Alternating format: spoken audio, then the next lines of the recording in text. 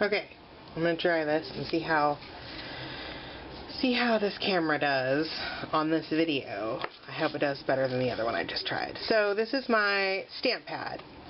It's also by Ranger. It is a clear embossing ink pad. So you open it up, it's just great big. I mean, like I could fit my whole hand on it. So, oh, I'm sorry about this. But I am going to, for an example of embossing, this is a stamp that I carved myself a while back. So I'm just gonna push it down in here.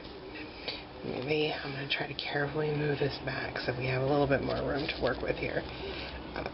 This is the first time I've filmed a video like this with this camera, so I apologize.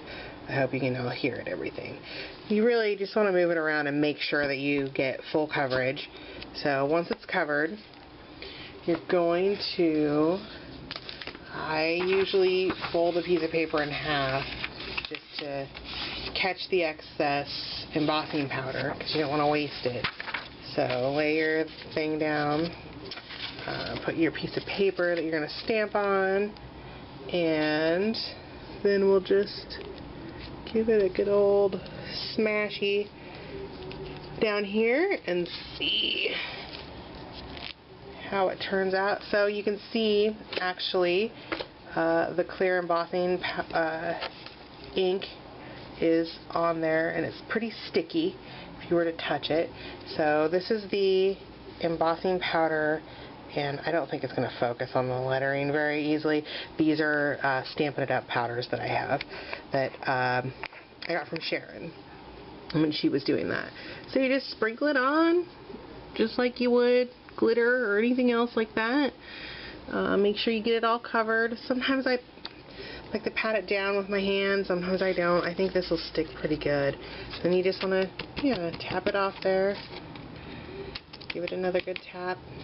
I'll probably, I guess you can't see me tapping it off. This is kind of, so when it's got the powder all over it, I usually give it a little blow. Sometimes you use a brush to get it off.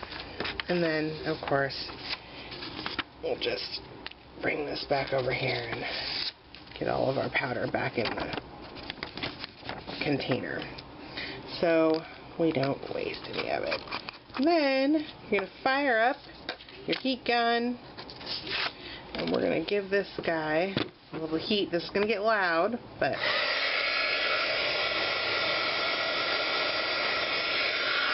alright, that's pretty warm. You can watch. I don't know. I'm trying not to make a shadow here on you guys, or on the paper. So you can see this little corner is starting to go, and it just kind of spread across as it heats up, and you can see it getting brighter white in color, and it's also melting those little bits of plastic or whatever it is, so that it's making this design raised up on the paper. So it has this really neat texture that you can feel. And again, I'm going to have little dots over here because I didn't brush it off. Sometimes I use a little brush to make sure that I don't have any dust on there when I want to be more precise. But I was in a hurry to do this. So as you can see, it's nice, it's shiny, it dries pretty quickly, it's got a good texture to it. Kind of feel it, and like Sharon was saying during the episode, you can paint in there, you can watercolor in the negative space that's left after you do that.